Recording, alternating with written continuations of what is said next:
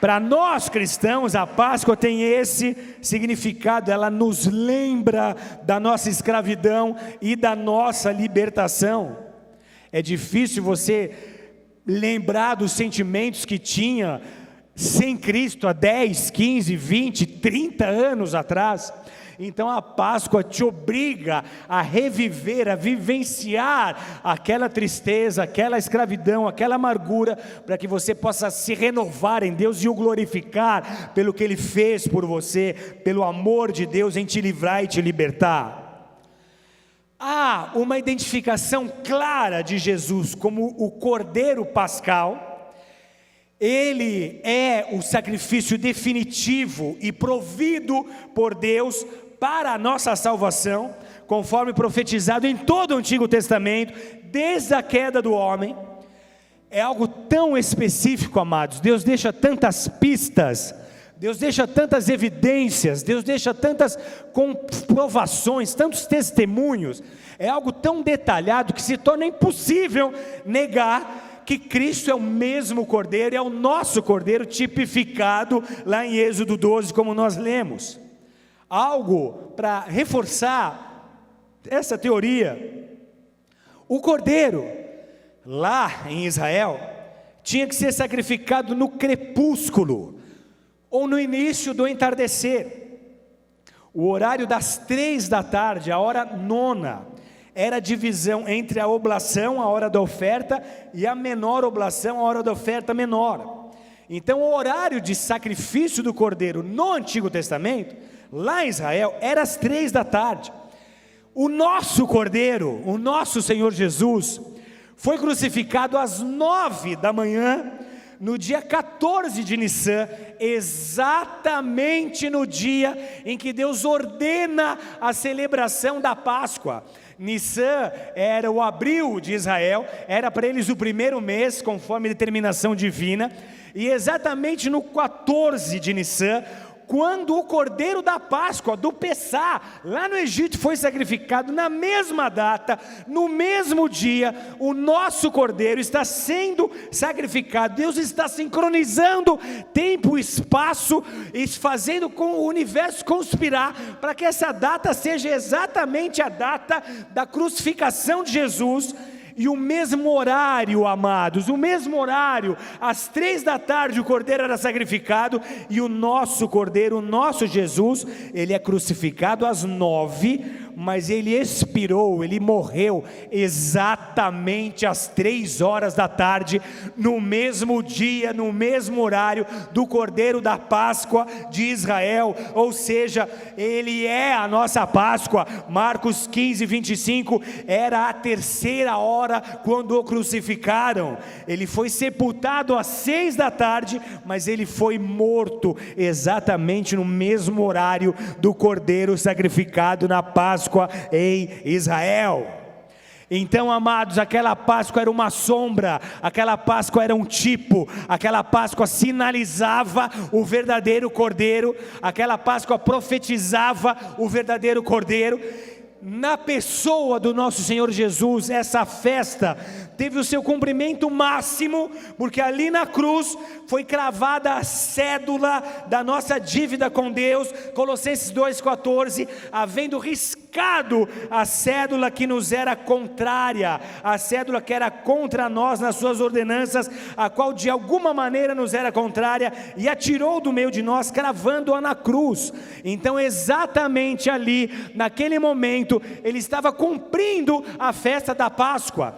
O Cordeiro teve sangue derramado ali para satisfazer o próprio Deus, e o Cordeiro, Cristo Jesus, foi sacrificado ali naquele dia para satisfazer ao nosso Deus em necessidade de perdão dos nossos pecados. A Páscoa, amados, entre outras datas, é um marco de ciclo de Deus para o seu povo. Declarem isso em voz alta: ciclo de Deus para a minha vida e para a minha família. Então diga para alguém perfumado do seu lado: Deus trabalha com ciclos. Mais uma vez e mais alto: Deus trabalha com ciclos. Como é que funcionam esses ciclos divinos? O que na verdade é um ciclo? Igreja, ciclo é algo que te leva, por meio de voltas, ao seu destino. O mundo espiritual trabalha por meio de ciclos. Se você ainda não percebeu, é hora de estar atento, porque o mundo espiritual trabalha por meio de ciclos. Há ciclos usados pelas trevas para destruição, e há ciclos usados por Deus, há ciclos que Deus usa para nos levar a lugares de bênção e crescimento. Assim, amados, como na natureza há furacões que dão voltas e mais voltas e levam à devastação, no mundo espiritual há ciclos de vícios, de incredulidade, de derrota, de pecado, que de tempos em tempos vem com força avassaladora para destruir tudo aquilo que se está construindo. Muitas pessoas hoje, por não entenderem como esses ciclos funcionam, estão presas nesses ciclos e não conseguem escapar deles. Amados, isso é algo tão nítido nas Escrituras Sagradas. Desde o dia em que Deus liberta o povo do Egito, continuando no livro de Juízes, e estabelecendo o que parece ser um padrão, o povo de Deus vive num ciclo. Os escravos no Egito são libertos. Primeiro, como escravos, eles clamam, Deus escuta esse clamor e Deus os liberta. Deus os liberta e Deus os abençoa. Deus usa os egípcios para trazer riquezas aos hebreus. Agora eles não são mais escravos, eles são livres, e nessa liberdade eles são prósperos. Só que com essa prosperidade eles se esquecem de Deus, e com essa bênção eles constroem para si um bezerro de ouro. Daqui a pouco Deus os castiga, Deus os corrige, eles se arrependem, eles são quebrantados, eles são humilhados, eles estão clamando por Deus, e daqui a pouco Deus os está salvando de novo, os libertando de novo e os abençoando de novo. No livro de Juízes, esse ciclo se repete 7 vezes, repete comigo, 7 vezes.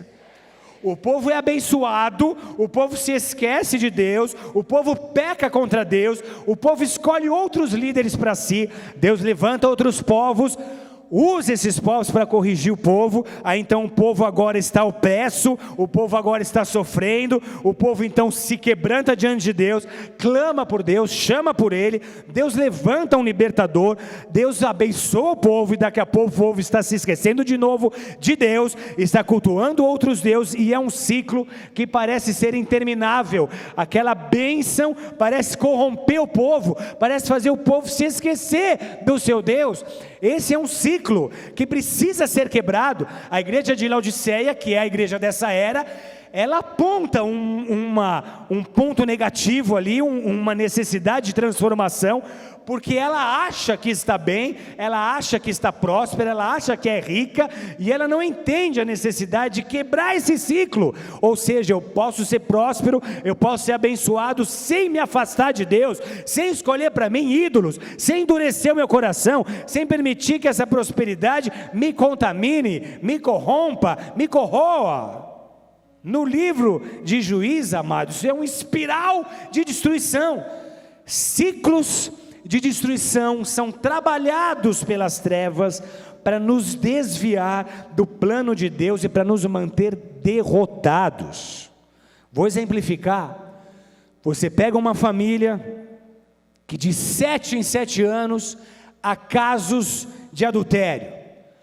O avô teve problema com adultério, o pai seguiu o mesmo caminho, o filho viu o pai traindo a sua mãe, se revoltou, prometeu para ele mesmo que ele nunca faria o mesmo com a sua esposa, mas casou e agora está traindo esposa, exatamente como prometeu nunca fazer, exatamente como o avô fez, exatamente como o pai fez, exatamente como ele está fazendo, se esse ciclo não for quebrado, exatamente como seu filho um dia fará.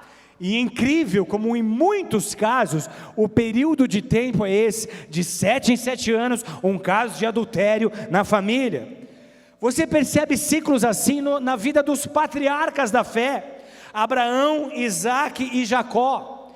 As esposas viveram ciclos de esterilidade.